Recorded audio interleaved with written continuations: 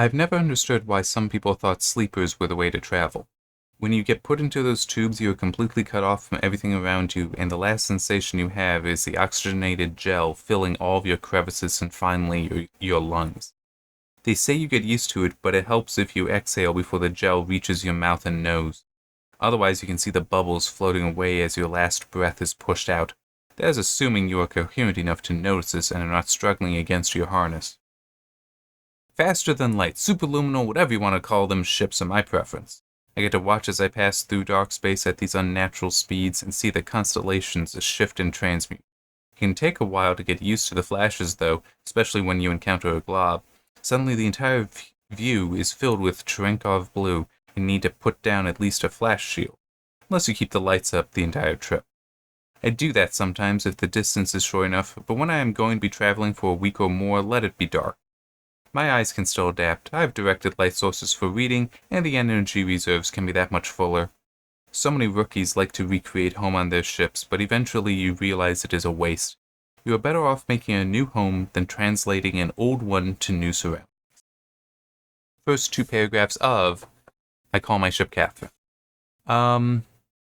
So funny thing, even though, yes, this video is about promoting the book, which, let me check the copyright. This specific copy was printed, okay. Book is from 2017, copyright is 2017. This specific copy I had printed in 2018. I don't recommend the book. And I don't mind admitting that. And I don't mind talking about why. It's because I tried to write a horror story. I had an idea for a horror story, and I will explain why, because I think that's, part of it. I don't think I did a good job with the horror. I did a good job with the science fiction. I do like that. And that, let me tell you something. That first sentence. I have never understood why some people thought sleepers were the way to travel. That was literally the first sentence I wrote for this. It was great in that it just flowed, where it's like I just sat down, had a general idea of the story, nothing specific. I just sat down, started right, and that was it. And it's like, that's him. That is this character for this story. He has no name, unfortunately. He never gets a name. He only ever talks to one person, though. There's only one person in the story he talks to, only one conversation. Okay? So him having a name isn't specifically important. It does make writing weird when you don't even have a name for the protagonist. But anyway, it is a horror story, but it's also a science fiction story. I like the science fiction. I don't like the horror. I'm not a horror writer. It's as simple as that, sadly. Yeah.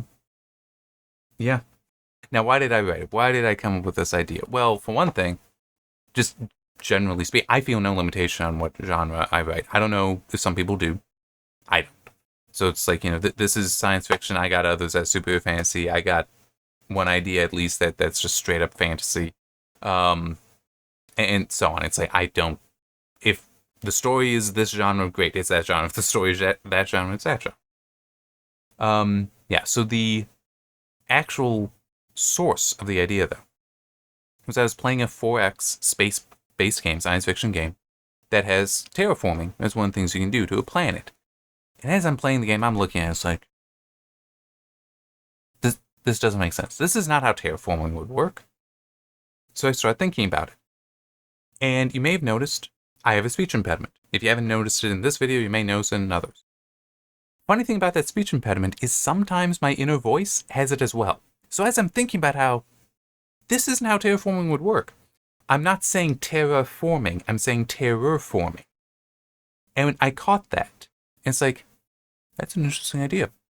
Because a terraformer is somebody who very likely could be alone on this planet. And they have to terraform the planet to make it suitable for life or other purposes. That actually is explored some in here. But there is that idea that, well, he's all alone. There might be no other life at all on this planet. So it could be interesting if there were some sort of monstrous force after him. Or maybe he's just going nuts. Either is possible. And that's what I tried to do in here. I think too literally. As I said, I'm not a horror writer. I don't know if I ever will be. either. Like if I tried to, I don't know if I could become one. But very much one thing that I did, and I know this is putting down the book, then as I said, I don't recommend it. I'm willing to not recommend my own books.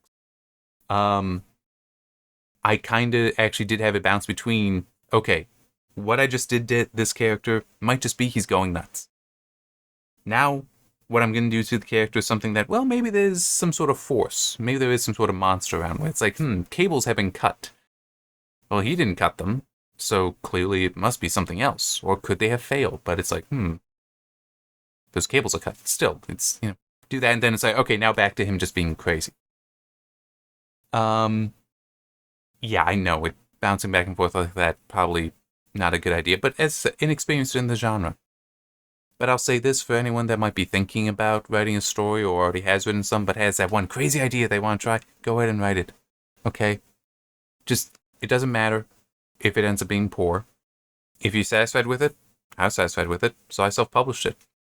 Done. I mean, whatever. It doesn't have to be it doesn't have to end up being good if you are satisfied with it in the end.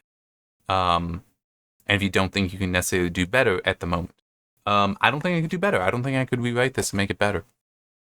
And I'll also just say this. I know of at least one book that I don't care for. Different author. Very experienced author. One I would immensely respect. I'm sure many others do as well. And there's one book of his I read. I didn't like it. And at one point I saw somebody describing that, yeah, it's because he tried to write a detective story. And it's like, oh, I get it now. He's not good at writing detective stories, so it's not that good a book to me. Other people I'm sure like it, but to me, no, and it's like, that makes sense. Well, that's what this is. That's what I Call My Ship Catherine is as well. Where it's just not a horror writer. Tried it, failed, moving on. But science fiction I think is good enough that I'm continuing the Catherine verse. I've got another story in this, a letter from Catherine that has its own video. I've got 1, 2, 3, 4 more story ideas for it. 3 are like, yes, I know exactly what I want to do there. A 4th one where it's like, maybe not. They are space-based science fiction. That 4th one is, I do want to kind of explore the idea of war in it. Because I didn't mention that there are some. I've described a little bit of it. Especially in A Letter from Catherine. The main character is a veteran of a war in that. So I do want to explore that. Don't have specific ideas. But the other three I do. And I would relish having more ideas and doing more with it. And it all started with this. With a letter with I Call My Ship Catherine. So even if I can't recommend it, I still love it. And yeah. And hey, who knows? Maybe you read it, maybe you'll like it. Maybe you can also forgive me for the horror and just do what you can. All right. See you next time.